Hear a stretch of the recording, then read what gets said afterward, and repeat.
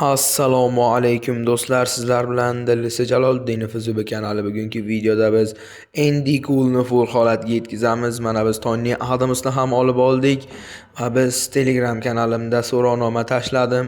Tony Adamsni yoki Andy Coolni qaysi birini full qilamiz deganda ko'pchilik Coolni so'radi va biz endi Andy Coolni full holatga yetkazamiz. Videoni boshlashdan oldin albatta like bosib, obuna tugmachasini bosib qo'yishni unutmang. Qanunda biz boshladik. Birinchi o'rinda stadionning mana bu joylaridan birini ko'tarib olamiz. 150 ta olmos sarflab, bizda hozircha 2890 ta olmos bor va biz 150 ta olmos sarflaymiz va taktika tanlashimiz kerak ekan. Bu yerda bizga eng kerak bo'ladigan taktikani tanlab olamiz.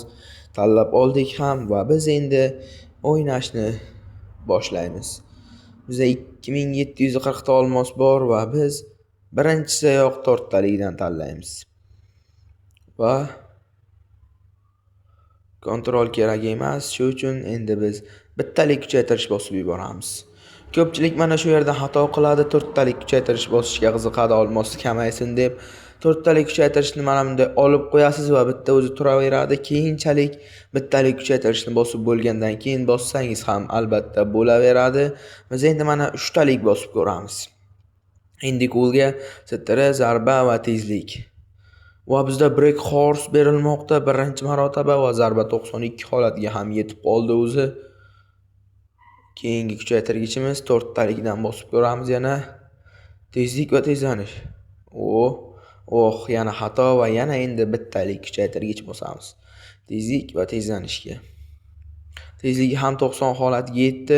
Biz qo'ldan kelgancha Andy Cooldan 5 ta 100 chiqarishga harakat qilamiz, lekin juda qiyin natija. Hisoblab chiqdim, bittagina boshqa narsasiga tushadigan bo'lsa, Andy Coolga 4 ta 100 chiqishi, 5 ta 100 chiqishi qiyin bo'lib qolar ekan.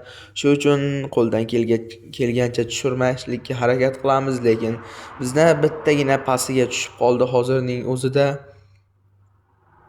Va endi Andy Cooldan hech bo'lmaganda 4 ta 100 chiqarishimiz kerak. Yana bittalik kuchaytirgich bosib yuboramiz. Tezlik va satara darajasiga. Tezlik 93 holatida. Deyarli bizda tezlik va zarba darajalari 90 dan baland bo'lib bo'ldi va endi 3 talik bosar ekanmiz. 3 talik bosayotganda tezlik, sta va tezlanish darajalariga qo'shildi. Hozircha tezlik menimcha birinchi 100 holatiga yetadi agar zarba ko'payib ketib qolmasa. Va yana bittalik kuchaytirgich bosamiz. Bittalik kuchaytirgichimiz ham bizda yakuniga yetib qoldi deyarli. Va keyin biz bittaliklar tugagandan keyin olmosga ham bosaveramiz. Olmosni ham baribir ishlatishimiz kerak. Zarba, sta, tezlanish va satara 4 talik kuchaytirgichimiz ketmoqda va break horse berilmoqda. Juda super holat. Andy Cool juda chiroyli kuchaymoqda hozircha va yana 360 ta olmosni bosib yuboramiz. Satara, tezlik, tezlanish va zarba darajasi chiqmoqda. Zarbani tanladik va bizda zarba 100 holatiga yetdi. Bu juda ham yaxshi holat va yana bitta kuchaytirgichimiz 4 talik, tezlik, satara va past darajasi chiqmoqda. Bu safar bittalikdan bosib yuboramiz. Tezlik va satara darajasiga. Speed ya'ni tezlik deyiladi. Va yana 4 talik kuchaytirgich. Va yana biz bittalik bosar ekanmiz. Bittalik bosganda tezlanish va sta darajasiga tushmoqda. Andy Cool hozircha 90 holatida, plus 11 bo'lishi qiyin, lekin juda ham chiroyli kuchaymoqda hozircha. Andy Coolimiz bo'yi biroz pastroq bo'lsa-da markaziy hujumchi ekan. Qanotlarda ham o'ynay olsa kerak menimcha. Ancha tarix yozgan futbolchi. Hozirda 2 ta 100 chiqarib oldik o'zi va yana bittalik kuchaytirgich bosamiz. Bittalik kuchaytirgichlar bizdan ko'proq olmos oladi va juda ham kam kuchaytiradi.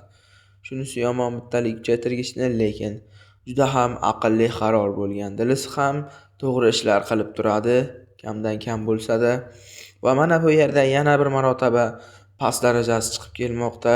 Pas yoki kontrolni tanlang deyapti. Biz pasni va tezlanishni tanlab olamiz.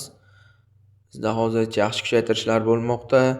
Satara va yana bir marotaba pas yoki boshqa ko'rsatkichni tanlashimiz kerak va yana pasni tanlaymiz biz.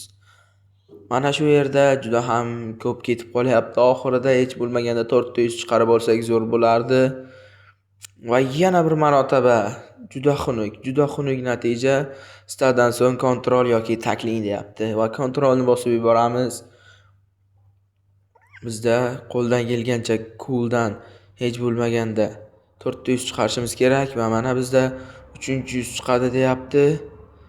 Qani kuchaytirgichni bosib olamiz, str va tezlanish va 300 chiqarib oldik. Endi sta va strga qo'ldan kelgancha kuchaytirgichlar bosamiz va bizda 3 talik kuchaytirgich yo'q, 3 talik bosmaymiz albatta va yana bittaligidan bosamiz. Sta va str darajasiga. Oy, pas va kontrolga tushmoqda. Bu juda xunuk natija. Mana shu kuchaytirishimiz juda xunuk bo'ldi. Str va yana bizning ustimizdan kulayapti dilisi. Qo'ldan kelgancha xunuk kuchaytir deyapti bizga. Endi coolni 97 bo'ldi str darajasi va biz 3 talik kuchaytirish bosishga harakat qilamiz. Pas, str va kontrol. Va juda ham xunuk holatda full bo'lar ekan cool. Mayli, nima ham deymiz. 194-98 bo'lib qoldi. 100 chiqarish juda ham qiyin. Harakat qilib ko'ramiz. Str, pas va tackling yo'q. 100 chiqarganimizdan ko'ra chiqarmaganimiz yaxshi. Bittalik kuchaytirgich bosib yuboramiz va endi coolni full holatga yetkazamiz.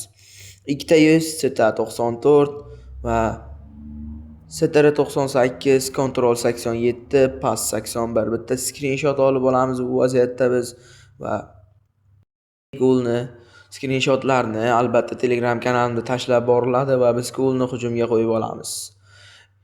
Keyingi videoda albatta Jotani full qilgan videoyimni chiqaraman. Juda ham chiroyli full holatga yetgandi Jota. Ko'rib turganingiz uchun hammaga rahmat. Xayr, sog', salomat bo'ling.